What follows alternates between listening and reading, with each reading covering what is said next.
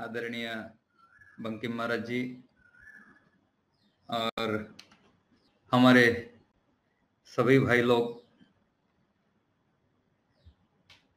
बहुत अच्छा लगता है जब युवकों से बात होती है। तो यहाँ पर तो अभी कोरोना के कारण पूरा लॉकडाउन चल रहा है, सभी जगह लॉकडाउन हो रहा है। यहाँ पर कल से बहुत स्ट्रिक्ट लॉकडाउन बोल के आज खुला रहेगा, कल से तमिलनाडु में पूरा 1 हफ्ते के लिए, क्योंकि केसेस बढ़ रही है वगैरह वगैरह। ये सब चीज में हम लोगों को भक्ति की आवश्यकता बहुत ज्यादा महसूस हो रही है। गौणी भक्ति अभी हमारे रवि जी ने बहुत सुंदर तरीके से पढ़ा है। उसके पहले भी जो गीता चैंटिंग हुई, बहुत सुंदर चैंटिंग करते हैं आप लोग। इसको हर रोज अगर चैंटिंग किया जाए, अगर आपके जो 13-14 लोग हैं, हर रोज अगर अपने स्नान के पश्चात अगर भगवत गीता का एक एक चैप्टर आप लोग अगर करते हैं तो बहुत उपयोगी होता है। तो गौणी भक्ति आप लोगों ने देखी होगी। गौणी भक्ति माने प्रिपरेटरी, जो हमको पराभक्ति के लिए या रियल डिवोशन, हम लोग जो गौणी भक्ति में देखते हैं कि भगवान ने भगवत गीता में कहा है कि चतुर्विधा भजन्ते माम जना सुकृत नो अर्जुन आर्तो जिज्ञासु अर्थार्थी ज्ञानी च भरतर्षभ। सो ये 3 प्रकार के जो लोग, 4 प्रकार के हैं, इसमें 3 प्रकार के जो लोग हैं वो हम लोग देख लेंगे कि उसमें गौणी में आ जाते। वो किसी पर्पस के लिए वो भक्ति करते हैं भगवान के। वो आर्त है, उसको कुछ पीड़ा है, डिजीज है, रोग है, तो वो उसको हटाने के लिए भगवान की भक्ति करता है। दूसरा है जिज्ञासु। जिज्ञासु भक्त ऐसा है कि उसको कुछ ज्ञान की एक इच्छा रहती है, लेकिन उसका वो मूल्य जो है, ज्ञान प्राप्त करने का एक मूल्य है, वो मूल्य देने की उसकी इच्छा नहीं रहती। उसकी ज्ञान प्राप्त करने की इच्छा तो है, लेकिन वो सिर्फ जिज्ञासु है। जिज्ञासु माने जानना चाहता है, लेकिन जानने के लिए जो कीमत चुकानी पड़ती है। इसलिए स्वामी जी ने बहुत सुंदर तरीके से, स्पष्ट तरीके से कहा है कि अगर हमको धर्म का प्रारंभ ही त्याग से होता है। धर्म का प्रारंभ अगर करना है तो त्याग करना पड़ेगा। तो जिज्ञासु उतना त्याग नहीं कर सकता। जैसे ही जिज्ञासु ने त्याग कर दिया, वो जिज्ञासु नहीं रहता, वो ज्ञानी हो जाता है। और तीसरा है अर्थार्थी। तो किसी पर्पस के लिए, अपने अर्थ के लिए या पैसे के लिए भगवान की भक्ति करता है। और चौथा है जो ज्ञानी। तो ये चारों भक्त है। ऐसा नहीं कि ये ज्ञानी सिर्फ भक्त है ये और जिज्ञासु भक्त नहीं है या आर्त भक्त नहीं है। तो भगवान तो बोलते हैं मैं सभी के लिए सरीखा हूं, I am equal uniform to everybody. मैं सभी के लिए सरीखा हूं, समान हूं। मुझ में कोई ऐसी, आप ऐसे नहीं बोल सकती मैं पार्शल हूं। लेकिन दूसरा जो लाइन बोलते हैं, तेषाम ज्ञानी नित्य नित्य, तो उसकी क्वालिटी ऐसी है ज्ञानी की कि वो सब समय नित्य युक्त रहता है मेरे से सब समय जुड़ा हुआ रहता है। वो सोता है फिर भी सोचता है मेरे बारे में, जागता है फिर भी मेरे बारे में सोचता है। अगर स्वप्न देखेगा तो भी मेरा ही स्वप्न देखेगा।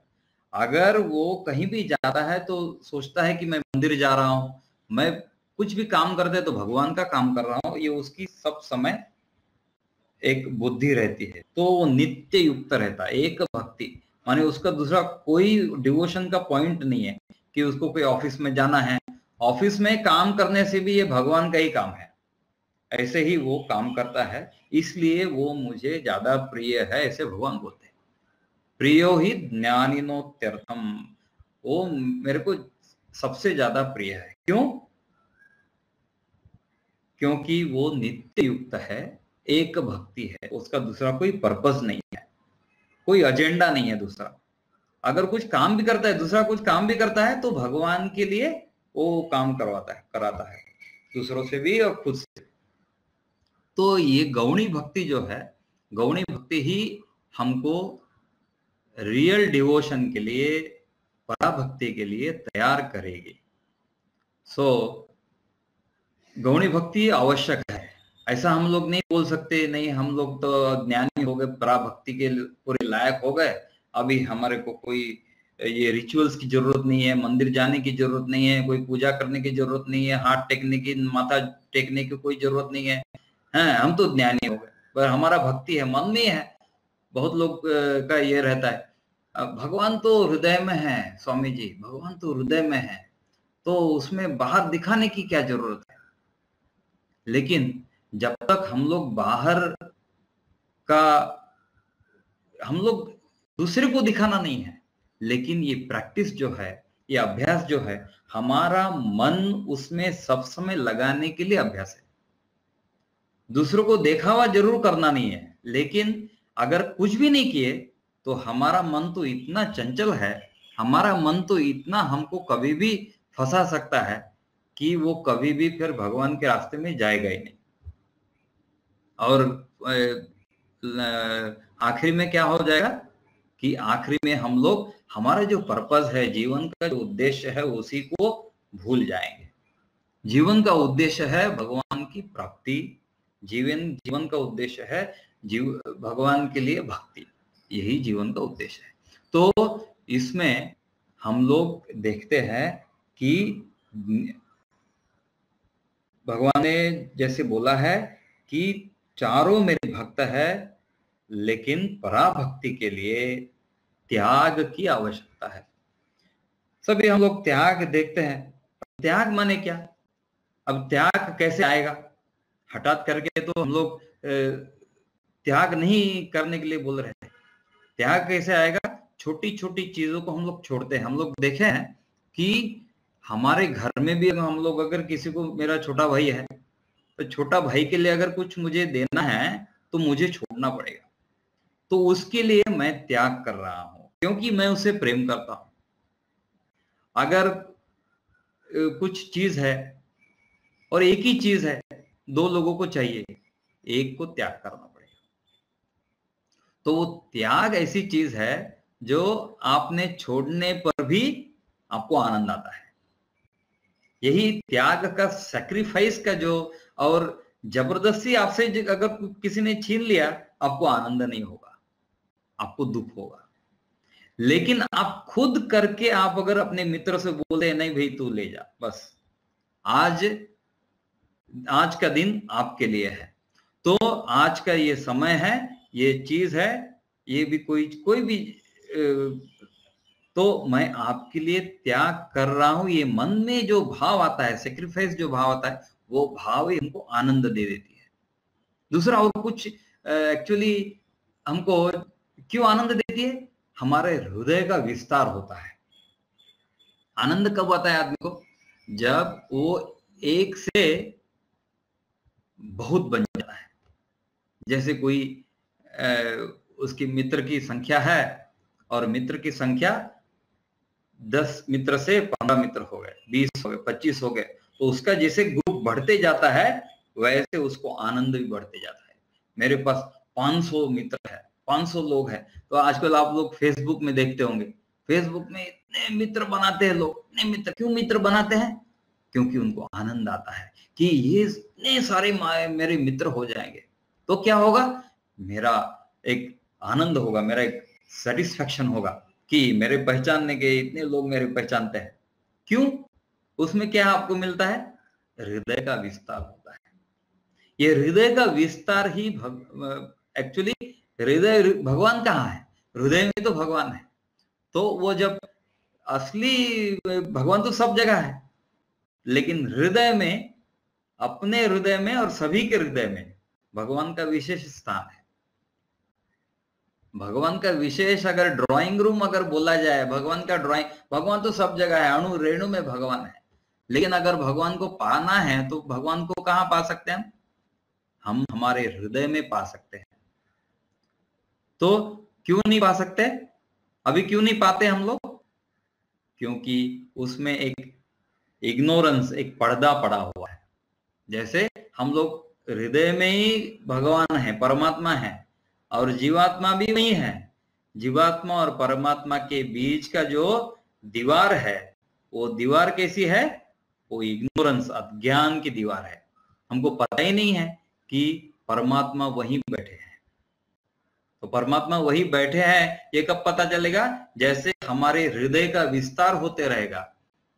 हृदय का अति विशाल विस्तार माने भगवान। भगवान तो सभी का है, भगवान सब जगह है। इसका मतलब क्या है? अति विस्तार का, विशाल काय स्वरूप है भगवान का। Infinite, infinity, infinity is the real nature of the God. तो इन्फिनिटी में जब हम लोग पहुंच जाएंगे, इन्फिनिटी में जब हम लोग एस्टैब्लिश हो जाएंगे, तब हम समझ सकते हैं कि हम भगवान के बहुत नजदीक हैं, भगवान के पास में ही है। तो ये जो हृदय का विस्तार है, वो हृदय का विस्तार त्याग के अलावा पॉसिबल नहीं है। अगर हमको कोई चीज, ऊपर की चीज, नीचे की चीज अगर नहीं छोड़ने से हमको ऊपर की चीज नहीं ग्रहण कर सकते। इसलिए वो जो सेक्रीफाइस है, त्याग माने रिनंसिएशन, एकदम सब कुछ छोड़ के सन्यासी हो जाएंगे। सन्यासी हो जाना ये बहुत उच्च अवस्था है। हम लोग तो सन्यास लिए हैं, लेकिन फिर भी हम उस अवस्था को अभी भी पहुंचे नहीं है। हम we are on the way. भगवान की कृपा से we are on the way. So everybody is on the way. आप लोग भी एक पथ पर है, सभी लोग पथ पर है। स्वामी विवेकानंद बहुत स्पष्ट तरीके से बोलते हैं, everybody is travelling on the same path, knowingly unknowingly. किसी को पता है कि वो भगवान की तरफ जा रहा है, किसी को पता नहीं है, लेकिन वो भी जा ही रहा है। ऐसा नहीं है कि किसी को पता नहीं तो वो नहीं जा रहा है। He is also manifesting. He, वो जो डिविनिटी उसके अंदर है, वो मैनिफेस्ट उसको करनी ही पड़ेगी, वो चाहे न चाहे। तो उसी का रास्ते में वो जा रहा है। अगर आप जानबूझ के अगर आप उस रास्ते में चलते हैं तो आपको सुविधा होती है, आपको पता है आप कहाँ जा रहे हैं। तो न जानबूझ के अगर आप जाते हैं तो आपको इतना सुविधा नहीं होगी और इतनी आप आसानी से पहुंच भी नहीं पाएंगे। इसलिए ये पूरे शास्त्र, भगवत गीता, उपनिषद, ठाकुर के वचन, माँ के वचन, ये सब किसके लिए है? हमको हमारी जिम्मेदारी का एहसास कराने के लिए कि अगर तुम मानव जन्म लिए हो तो मानव जन्म के लिए भगवान की प्राप्ति ही एक, जैसे ठाकुर बोलते हैं वचनामृत में, हाथी इतना बड़ा प्राणी है, लेकिन इतना बड़ा प्राणी होने के बावजूद भी उसके मन में कभी भगवान के बारे में कभी चिंता नहीं कर सकता। वो ही कैनॉट थिंक ऑफ गॉड।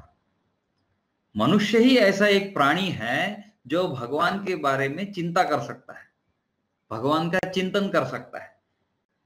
तो इसलिए जब हमको मनुष्य का देह मिला है, मानव का जन्म मिला है, तो हम लोग भगवान की भक्ति करें, यही हमारे जन्म का उद्देश्य है और यही करने से पूर्ति भी होगी। अच्छा, क्यों नहीं कर पाते? क्योंकि हमारा बहुत सारे विषयों में मन अट्रैक्ट होते रहता है। मन जो है एक तरफ खींचते रहता है। जो जो वासना, जो जो भोग हम लोगों को, इसमें तो अभी पूरा बताया है, कर्मयोग को कैसे चाहिए, राजयोग कैसे होता है, ज्ञान योग का कैसे होता है, त्याग बहुत सुंदर तरीके से बताया। तो ये जो अलग अलग प्रकार की वासनाएं हमारे मन में है कई जन्मों से, वो वासनाओं का त्याग हटात करके आप अगर बोल देंगे कि आज 11 बजे से मैं ऐसे व्रत करूंगा, तो एक अगर आपको तो पूरा दृढ़ निश्चय है और भीष्म जी जैसा प्रतिज्ञा अगर किया और वैसे अगर कर सकते हैं तो ठीक है, लेकिन आप देखते हैं कि 11 बजे से मैक्सिमम रात के 11 बजे तक आपका ठीक चलता है मन, 12 घंटा। 13वें घंटे में क्या हो जाता है, अरे नहीं थोड़ा सो लेने से ठीक है, थोड़ा जो है आलस्य हो जाता है, थोड़ा प्रमाद हो जाता है। प्रमाद और आलस्य, इसी के कारण हम लोग सब समय भगवान की चिंता में नहीं रह सकते, हम अपने उद्देश्य से भटक जाते हैं। दो चीजें बहुत ये है, एक तो तामसिक के कारण प्रमाद और आलस्य होता है, और रजस के कारण मन चंचल हो जाता है। तो इसलिए इस हमारे एक श्लोक आता है उसमें, आहार निद्रा भयमैथुनम च सामान्यमेतत् पशुभिर्नराणाम धर्मो हि तेषाम अधिको विशेषः धर्मो विहीना पशुभिः समान। तो ये तमस और रजस को घटाने के लिए, सत्व में ले जाने के लिए हमको उपयोगी है धर्म।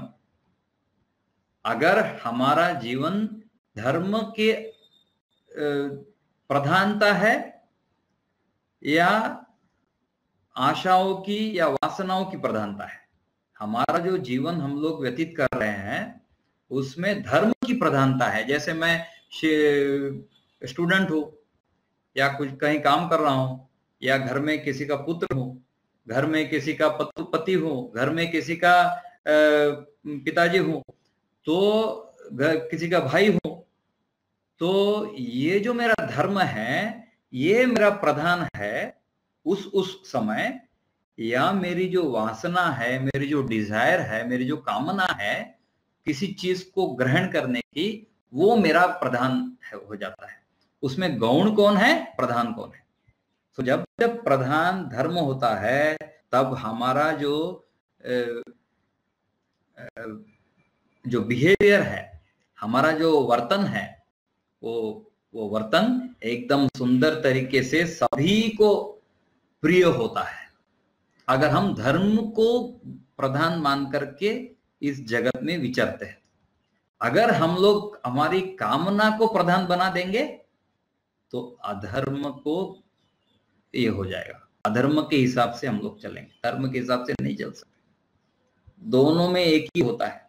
और जैसे जैसे ये बढ़ते जाएगा कि हमारा धर्म 24 घंटे में 8 घंटा धर्म प्रधानता है और बाकी 16 घंटा है कामना प्रधान जीवन, फिर धीरे धीरे धीरे धीरे हमारा जब कंटेम्पलेशन होगा, गुरु की कृपा से हम लोग अगर मंत्र लिए हैं तो अगर जप करेंगे, तो जब आप बैठेंगे सुबह और शाम जितना भी समय बैठेंगे, 10 मिनट, आधा घंटा, 1 घंटा, 2 घंटा, तो उस समय आपके मन में जो जो बातें हुई है सुबह से शाम तक वो बातें आती है और आपको पता चलेगा उसी समय, क्योंकि भगवान तो अंदर ही है। धर्म और अधर्म का विवेक करने वाला कौन है, भगवान है।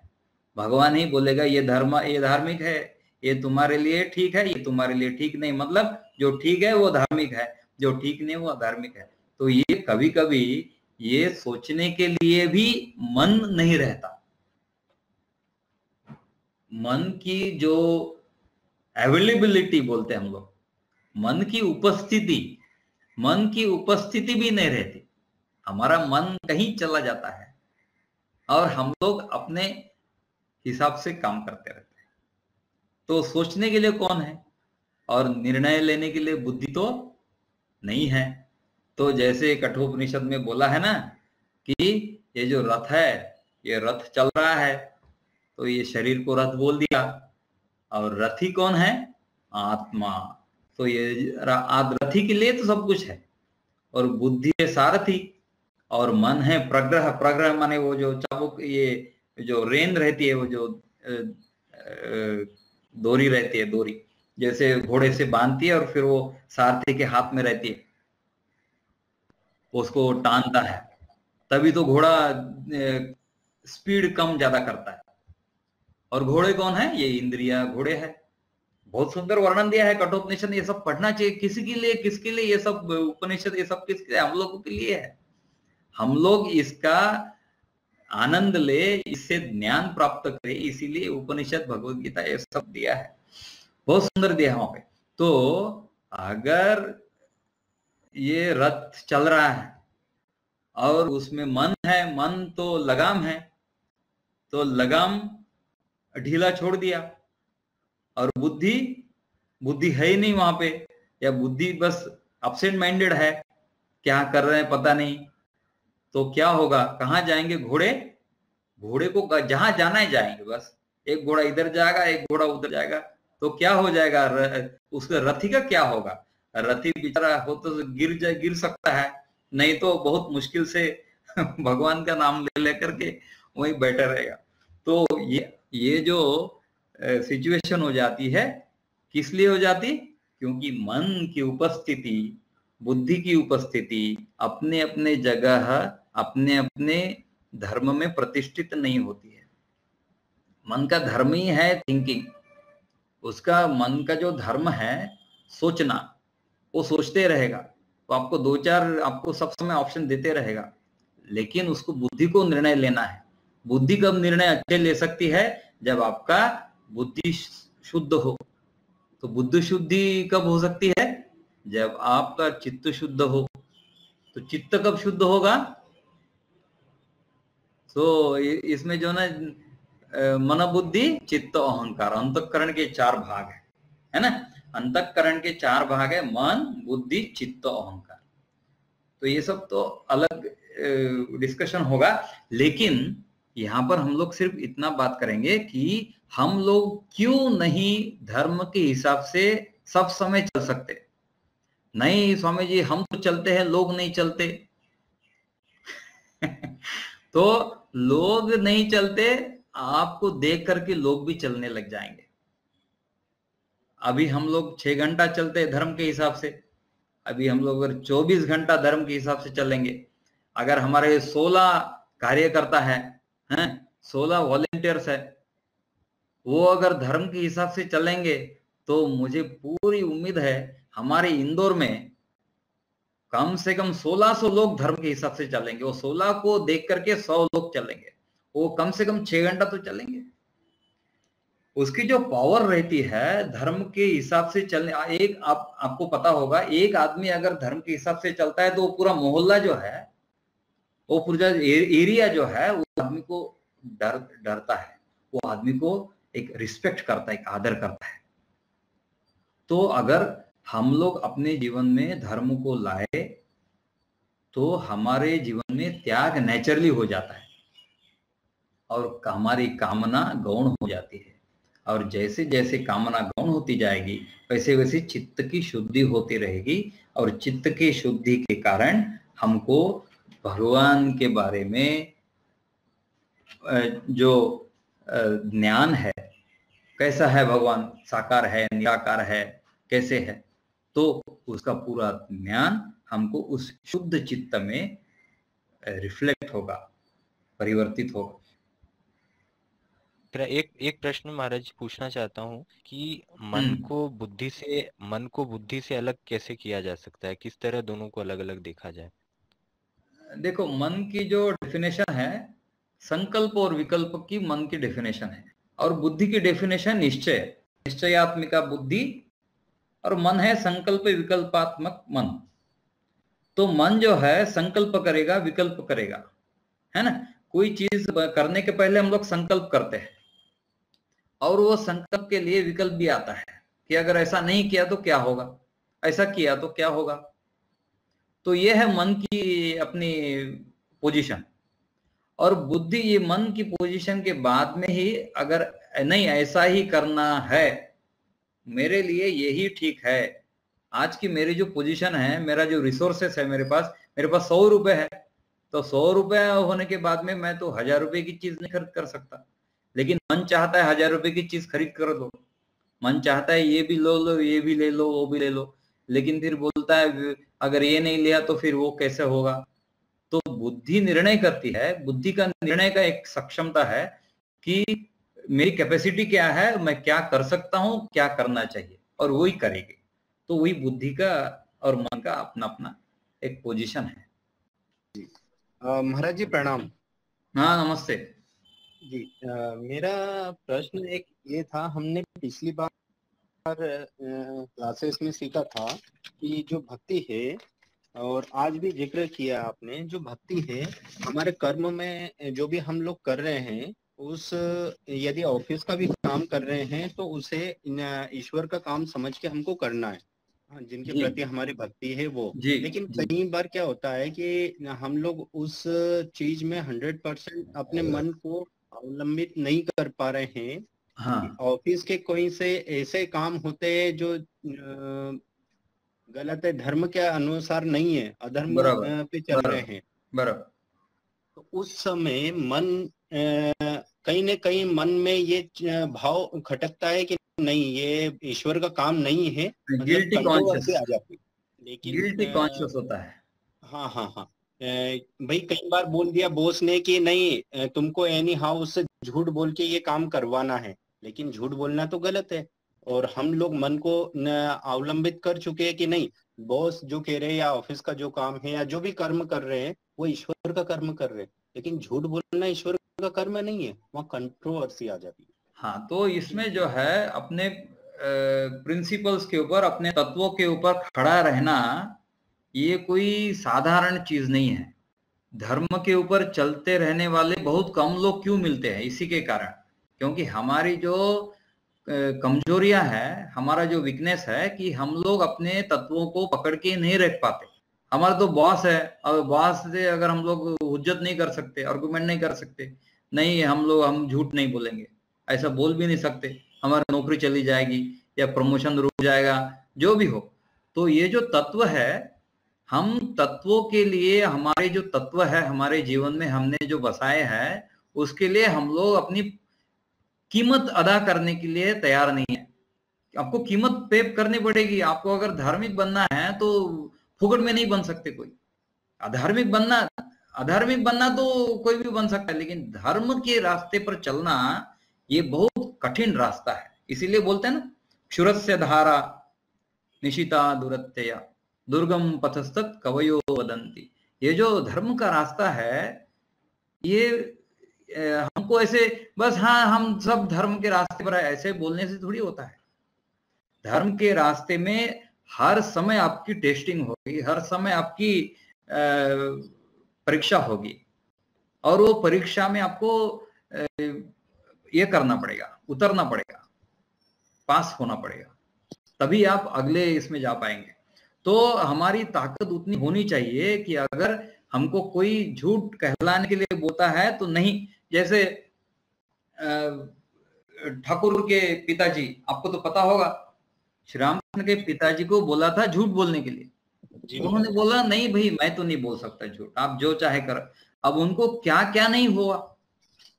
तो ये तो ऐसे उदाहरण तो हमारे जीवन में हम लोग देखे हैं कि कोई अगर धर्म के रास्ते पर चलता है, छोटा सा भी चीज, अगर हमको किसी चीज को पकड़ के रहना चाहते हैं, या घर में ही देखिए ना, अगर हम किसी चीज को, अपने चीज को पकड़ के रखना चाहते हैं, आपको 1000 लोग अपोज करेंगे उसको, क्योंकि वो माया ऐसी चीज है ना, माया सहज ही आदमी को धर्म के रास्ते पर चलने नहीं देती।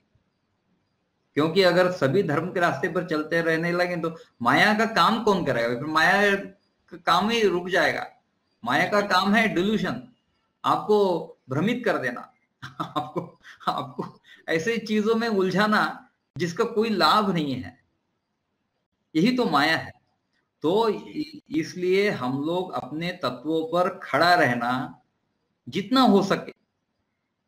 आज मैं 100 झूठ बोल रहा हूं, तो कम से कम कल से मैं 50 झूठ बोलूंगा। भाई 50 तो मैं छोड़ सकता हूँ, ये छोटी छोटी चीज के लिए मैं क्यों झूठ बोलूंगा। नहीं, मैं नहीं झूठ बोलता। अब कोई बहुत बड़ा अफसर है, उसने बोल दिया तो ठीक है, अब आज सुन लिया, कल हम उसको भी बोलेंगे कि नहीं, आपसे भी नहीं हम झूठ बोलेंगे। तो ऐसी हमारी धीरे धीरे हम लोगों को अपनी ताकत बढ़ानी पड़ेगी ना, तभी तो हम लोगों को लोग बोलेंगे नहीं ये है धार्मिक आदमी, इससे आप झूठ नहीं बुलवा सकते। ऐसी आपकी समाज में एक स्थिति हो जाती है कि ये आदमी महात्मा है, ये संत है, इससे आप गलत काम नहीं करवा सकते। तभी तो धर्म का रास्ते में हम लोग ठीक से चलते। इसी को सबको, त्याग तो साधारण चीज नहीं है, त्याग तो उसको आपको धीरे धीरे धीरे धीरे प्रयास करके अभ्यास करके करवाना पड़ेगा। लेकिन बहुत कठिन चीज ऐसी नहीं है। ये चीज हम लोग अगर करेंगे, अगर हम लोग नहीं करेंगे, जिन्होंने स्वामी विवेकानंद जी को पढ़ा है, स्वामी विवेकानंद जी ने कितना त्याग किया छोटे बच्चे, जब छोटे बचपन में, वो भी तो झूठ बोल सकते थे, वो भी तो ये कर सकते नहीं, लेकिन अपने तत्वों पर खड़ा रह के उसको चलाते रहना, यही तो अपने जीवन की सफलता है। अपने जीवन की सफलता है कि हम धर्म के रास्ते में अड़िग है। बाकी कोई मुझे तो कुछ ऐसा नहीं लगता कि हमको कोई दो सींग फूट जाएंगे अगर हम धर्म के रास्ते पे चलेंगे, नहीं। लोगों में अपना एक रिस्पेक्ट, एक आदर एक अलग रहेगा कि ये आदमी से गलत काम कभी नहीं हो सकता। ये आदमी है क्या, आप फिर 100% ये हो जाएगा आपका। तो यही है फर्क, डिफरेंस। जी महाराज जी, मेरा एक क्वेश्चन और था महाराज जी। हाँ जी। जैसे हम लोग जो काम कर रहे हैं वो ईश्वर का ही काम कर रहे हैं, इस मानसिकता से हम लोग काम करते हैं। लेकिन यदि ऐसा कोई जॉब हो, प्रोफाइल हो, जिसमें ये मैंने अभी बताया कि अधर्म के रास्ते पे हैं, तो हम लोग स्ट्रिक्टली बोल देंगे नहीं कर रहे हैं, तो वो जॉब से हम लोग हट भी सकते हैं। पर क्या जो हम लोग अब ऐसा कोई काम करें जो कि धर्म आधारित हो और ईश्वर का ही काम हो, ठाकुर जी का, लेकिन हमको जीवन यापन करने के लिए कुछ तो चाहिए, तो उससे यदि हम लोग धन कमाए तो क्या वो गलत है? नहीं नहीं, बिल्कुल सही है। ईश्वर के रास्ते पर चल करके आप अगर धन कमाते हैं, धार्मिक तरीके से अगर आप धन कमाते हैं, तो वैश्य भी है जो माने मर्चेंट है, अगर कोई अपना दुकान चलाता है लेकिन धर्म के रास्ते पर चलाता है। अब देखो, कोई तो एकदम सभी तो महात्मा नहीं हो जाएंगे, उसको तो अपना उदर निर्वाह करना पड़ेगा, अपना खुद का भी पेट है, तो परिवार भी है, चलाना है, तो उसके लिए वो धर्म के रास्ते पर भी चलना चाहता है, तो कैसे चलेगा? उसको अपने लिए खुद कुछ काम करना पड़ेगा। वो अगर काम करता है तो वो ईश्वर का ही काम है। परिवार की देखरेख करना, अपनी खुद के लिए और परिवार के लिए पैसे कमाना, ये तो ईश्वर का ही काम है। ईश्वर ऐसे थोड़ी कहता है कि भाई पैसा नहीं कमाना। लक्ष्मी जो है, हमारी पैसे की गॉडेस जो है लक्ष्मी देवी, वो क्यों, वो धर्म के तरीके से आप अगर लक्ष्मी जी को ये करेंगे तो लक्ष्मी जी आपके पास रहेगी। लेकिन अधर्म के रास्ते पर से अगर आप लक्ष्मी जी को ले आएंगे तो नहीं रहेगी, आपको सब समय दुख देगी। तो ये तो सब उपनिषद में बताया है, पुराणों में भी कितनी कथाएं आती है। तो हम लोग डेफिनेटली ऐसे काम नहीं करना जहां सब समय हमको परीक्षा होती है हमारी और हम अपने तत्वों पर नहीं टिक सकते, वो काम को छोड़ देने से ठीक है।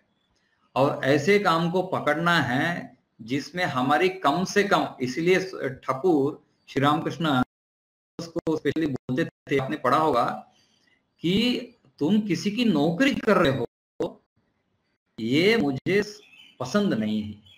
तुम अपने हो, ठीक है, क्योंकि तुम स्वतंत्र हो जाओगे। तो तुम अपने आप अगर है एंटरप्रेन्योर है तो तुम स्वतंत्र हो। तुम धर्म के रास्ते पर चलना नहीं चलना ये तुम्हारे खुद के ऊपर निर्भर हो जाता है। बहुत एंटरप्रेन्योर है, झूठ बोल करके पैसा कमाते हैं, वो बात अलग है। लेकिन कोई कोई एंटरप्रेन्योर ऐसे भी है, कोई कोई धर्म के रास्ते पर चलने वाले भी बिजनेस करने वाले लोग हैं, वो ईश्वर का ही काम कर रहे हैं। लेकिन वैसा व्यवसाय वैसा व्यापार खोजना पड़ेगा, उसमें हमारी अभ्यास लगाना पड़ेगा। वो सब तो मुश्किलें हैं, लेकिन वो करने से एक परमानेंट मार्ग हो जाता है फिर। ओम शांति शांति शांति। हरि ओम तत्सत। श्री राम कृष्णार्पणमस्तु।